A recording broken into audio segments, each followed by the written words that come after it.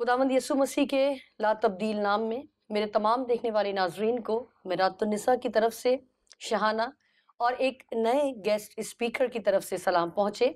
जिस तरह नाजरीन गुज़िश्ता प्रोग्राम में हमने एक नई सीरीज़ का आगाज़ किया खुदा में इंसानियत, और हमने उसमें डॉक्टर रूथ के बारे में सीखा और बहुत ही खूब सीखा, बहुत खूबसूरत बातें उनके बारे में जानी, उनकी खिदमत के हवाले से, उनकी ज़िंदगी के हवाले से, उनकी स्ट्रगल के हवाले से, कि किस तरह उन्होंने खुदावंद यसु मसीह के उन अहकामात पर अमल किया कि अपने आप को भुला दिया, अपने मुल्क तक को छोड़ दिया और एक नए देश में आकर पराए लोगों को अपना बनाकर इंसानियत की एक अजीम मिसाल कायम की।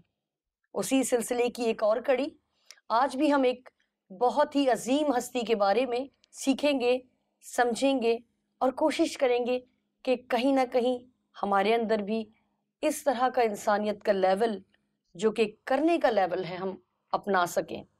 आज हम बहुत ही अजीम, बहुत ही मुक़द्दस हस्ती के बारे में, बहुत ही खूबसूरत हस्ती के बारे में, मदर टेरेसा के बारे में सीखेंगे, जानेंगे उनकी खिदमत के बारे में, वो पोशीदा बातें जो कि हम शायद कभी ना जान सकते, ना ही कोशिश करते हैं।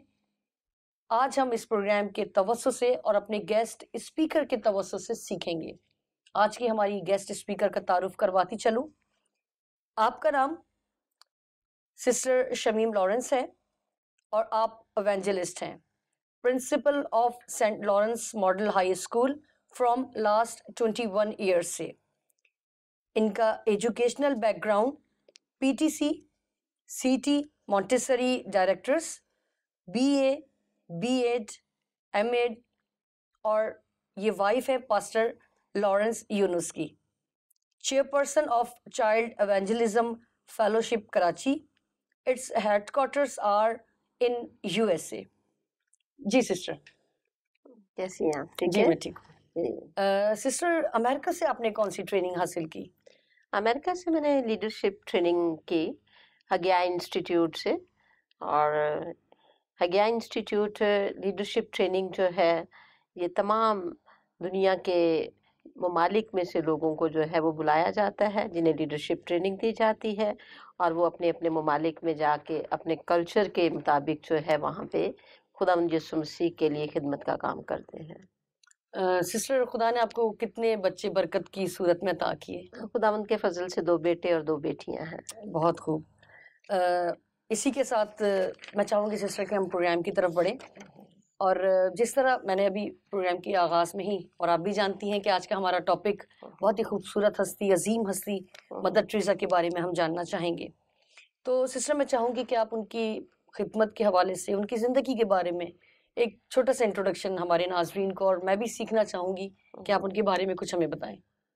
मदर टेरेसा इंसानियत के लिए उन्होंने अपनी ज़िंदगी को वक्फ किया, और इनकी पैदाइश जो है वो स्कोपजे के अंदर हुई, और मैसेडोनिया का ये कैपिटल सिटी है स्कोपजे, और इनकी जो फैमिली बैकग्राउंड है वो अल्बानिया से है, यानी इनके पेरेंट्स अल्बानियन थे, और इन्होंने अपनी पूरी ज़िंदगी खुदावंद की खिदमत के लिए और इंसानियत के लिए जो है वो वक्फ की, बिला इम्तियाज़, रंग, नस्ल, कौम, फ़िरके के इम्तियाज़ के बगैर इन्होंने अपनी पूरी लाइफ जो है वो डिवोट कर दी इंसानी खिदमत के लिए। 12 साल की उम्र में जब ये बहुत छोटी थी तो ये अक्सर मिशनरीज़ को देखती थी और उनकी लाइफ से बहुत ज़्यादा ये इम्प्रेस थी कि वो किस तरीके से जो है वो अपनी ज़िंदगियों को डिवोट किए हुए हैं। और ये 9 साल की उम्र में इनके वालिद की डेथ हो गई। 1910 में इनकी पैदाइश हुई, 26 अगस्त 1910, और इनका जो डेट ऑफ बर्थ है वो है तो 26 अगस्त 1910, लेकिन जब इनका बैप्टिज्म हुआ वो 27 अगस्त को हुआ। तो ये कहा करती थी कि जो ट्रू बर्थडे है वो बैप्टिज्म वाले दिन होनी चाहिए, क्योंकि नई पैदाइश जो है उसके ऊपर मनाती थी ये। और जब ये छोटी ही थी तो 9 साल की उम्र में इनके वालिद की डेथ हुई, यानी 1919 के अंदर इनके वालिद की डेथ हुई। और ان کی والدہ جو تھی وہ ایک خدا پرست خاتون تھی. انہوں نے اپنے بچوں کے اوپر، یہ ینگسٹ تھی سب سے، یعنی گھر میں سب سے چھوٹی بچی تھی، تیسرے نمبر پر تھی. اور یہ اپنی والدہ کو بہت زیادہ کاپی کرتی تھیں. ان کی والدہ جو ہے انہیں سنڈے اسکول کرواتی تھیں، چرچ ریگولر لے کے جاتی تھیں، اور ان کے گھر کے اندر مشنریز کا آنا جانا بہت زیادہ تھا. جب یہ دیکھتی تھیں کہ ننس جو ہیں وہ ہیبٹ پہنتی ہیں، یعنی کہ وائٹ ڈریس پہنتی ہیں، اور انہوں نے اپنی لائف ڈیووٹ کی ہوئی ہے خدا کے لیے، تو یہ بھی اکثر جو ہے ان کے ساتھ shrine of the black Madonna جایا کرتی تھیں پلگرمیج کے لیے.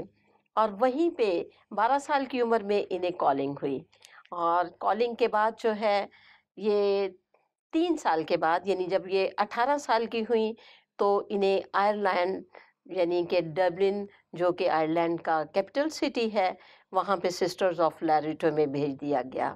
سسٹرز آف لیریٹو جو ہے یہ Institute of Mother Virgin Mother Mary کا ہے، جہاں کے ممبرس کو جو ہے سسٹرز آف لیریٹو کہا جاتا ہے.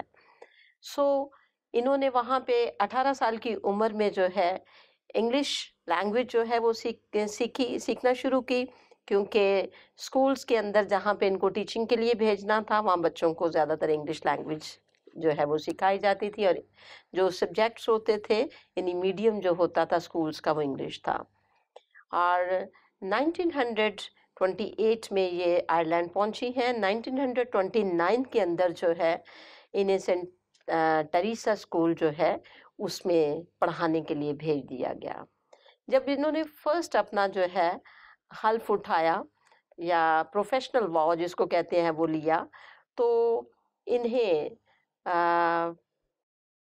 اپنے نام کے ساتھ جو ہے تھیریسا ڈی لیزیکس جو ہے وہ لگانا پڑا. اور چونکہ ان کا نام جو ہے ایگنس گونزیگے تھا، اور یہ البینین نیم تھا، اور ایگنس گونزیگے جو نام ان کا تھا، اس نام کے ساتھ جو ہے ان کو تھیریسے ڈی لیزیکس جو ہے وہ لگانے کی خوبصورت لگا. لیکن جب انہوں نے یہ کوشش کی تو اس سے پہلے ایک اور آلریڈی سسٹر جو تھیں انہوں نے یہ نام رکھ لیا، تو پھر انہوں نے جو ہے جو اسپیلنگس تھے وہ اسپینش میں چینج کر کے انہوں نے جو ہے ٹیریسا نام جو ہے وہ رکھا. اس طرح یہ مدر ٹریسا جو کے نام سے مشہور ہوئی. اور 1931 کے اندر انہیں کیلکٹا بھیج دیا گیا، اور کیلکٹا کے اندر جو ہے وہاں پہ انہوں نے سینٹ میری ہائی اسکول فار گرلز کے اندر ٹیچنگ سٹارٹ کی. تقریباً 20 سال تک انہوں نے وہاں پہ پڑھایا، اور 1944 کے اندر جو ہے انہیں ہیڈ مسٹریس کے لیے اپوائنٹ کر لیا گیا. اور ان کی کالنگ جو تھی وہ خدمت خلق کے لیے تھی، اور یہ خدمت تو کر رہی تھی ٹیچنگ کے دوران اور انجوائے بھی کر رہی تھی. لیکن انہیں جو ہے اس کالنگ کے دوران جو ہے جب یہ اینول ریٹریٹ کے لیے سسٹر آف لیریٹو میں جا رہی تھی، تو ٹرین کے اندر ٹریولنگ کے دوران جو ہے انہیں ایک اور کال ملا کہ اب جو ہے کمفرٹ زون سے باہر نکلنا ہے، اور کلکتہ کی گلیوں میں اور کوچوں میں غریبوں، مسکینوں، ننگے بھوکے مفلس لوگوں کی خدمت کے لیے اسے کام کرنا ہے. جب یہ رویا اس سے ملی، بلاہٹ ملی انہیں، تو انہوں نے جو ہے اس کے لیے پرمیشن مانگی روم کی اتھارٹیز سے. اور جو روم اتھارٹیز ہیں انہوں نے بہت ٹائم لگایا اس کو اجازت دینے کے لیے، کیونکہ وہ یہ نہیں چاہتے تھے کہ ایز اے نن یہ کلکتہ کی وائلنٹ اسٹریٹس کے اندر جو ہیں وہ کام کریں. اور لیکن ان کی کالنگ یہ تھی کہ انہیں مفلسوں کے لیے، غریبوں کے لیے، انسانیت کے لیے جو ہے وہ خدمت کرنی ہے. سو انہوں نے یہ سوچا اگر میں یہ اپنے خدا کے حکم کو پورا نہیں کروں گی تو میرا ایمان جو ہے، میرا فیتھ وہ بریک ہو جائے گا. بالکل. اور انہوں نے اس کے لیے ان سے بار بار ضد کی اور پرمیشن لی. 1943 کے اندر فیمن جو ہے بنگال کے اندر تھا، اور پھر جو ہے 1946 میں ہندو مسلم وائلنس جو ہے وہ کریٹ ہوا تھا انڈیا میں، اور چاروں طرف جو ہے مفلسی اور غربت اور بڑے برے حالات جو ہیں وہ تھے. اور یہ سب دیکھ کر جو ہے ان سے رہا نہ گیا، اور انہوں نے جو ہے یہ سوچا کہ مجھے ہر صورت جو ہے خدا کا جو حکم ہے اس کے مطابق کام کرنا ہی کرنا ہے. اور اس طرح جو ایگنس یعنی مدر ٹریسا جو ہیں انہوں نے اپنی زندگی جو ہے وہ خدا کے کام کے لیے ڈیووٹ کی. اور 1943 کے اندر جو ہے انہوں نے بنگال کے اندر جو ہے جو بنگال کی غریب ترین لڑکیاں تھیں ان کے لیے جو ہے ایک خواتین کا گروپ تیار کیا جو ان کو جو ہے غریب ترین لڑکیوں کی ہیلپ کر سکے ان کی تعلیم اور ان کے کھانے پینے کے اندر. اور وہ خواتین کا گروپ جو ہے وہ ان لڑکیوں کی ہیلپ کرنے کے لیے ریڈی ہوا. انہوں نے 5 زبانیں جو ہیں وہ سیکھی ہوئی تھیں جس میں پہلی تو ان کی جو زبان ہے وہ اپنی یعنی کہ البانین فیملی سے تھی اس لیے وہ ان کی مدر ٹنگ تھی. اس کے بعد جو ہے جب وہ سینٹ لیریٹو میں گئی سسٹرز آف لیریٹو میں انہوں نے انگلش سیکھی. پھر بنگال کے اندر انہوں نے بنگالی سیکھی. پھر انہوں نے جو ہے ہندی زبان سیکھی انڈیا کے لیے اور اس طرح سربین لینگویج ہے وہ بھی. تو 5 زبانوں کے اوپر جو ہے ان کو عبور حاصل تھا اور دنیا کے مختلف ممالک کے اندر جو ہے انہوں نے خدمت کی. 123 کنٹریز کے اندر انہوں نے جو ہے وہ کام کیا.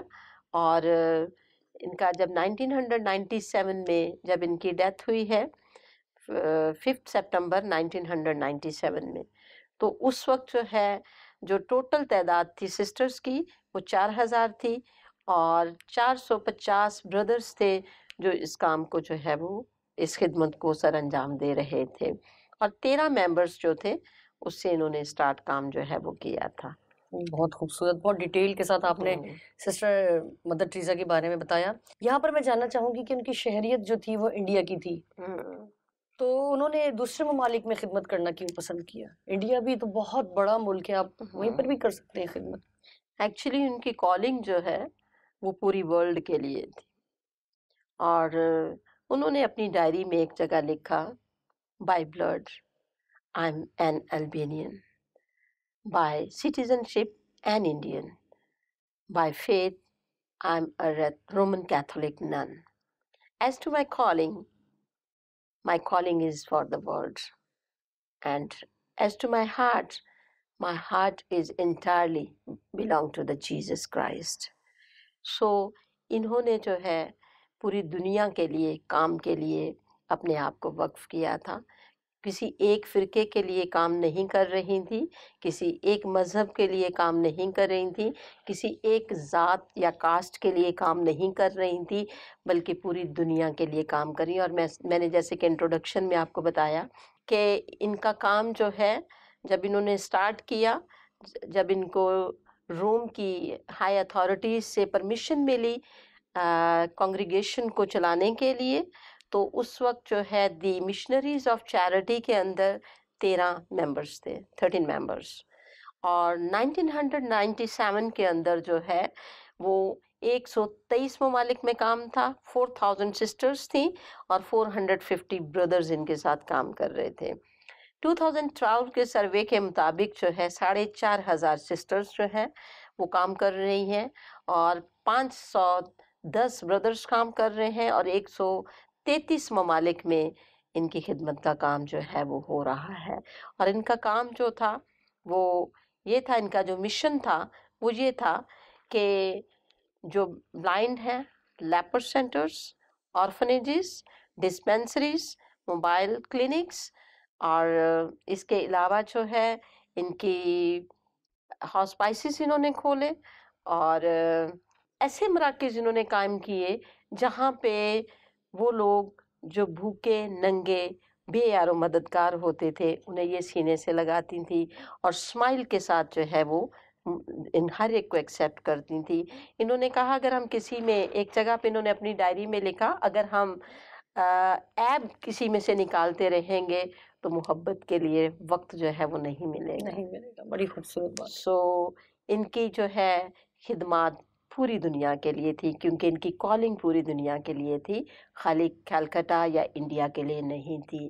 ایکچولی اس کی ڈیٹیل کچھ اس طرح ہے کہ سب سے پہلے جو ہے جب انہوں نے پرمیشن لی ہائی اتھارٹیز آف روم سے تو انہیں جو ہے فرسٹ آف آل انڈین کے جو ہائی آفیشلس تھے ان کی پرمیشن کے ساتھ جو ہے 1950 میں تو ان کو پرمیشن ملی، 1952 کے اندر جو ہے انہوں نے وہاں کا ایک مندر تھا کالی گھاٹ، اس کو کنورٹ کیا ہوم فار ڈائنگ کے لیے.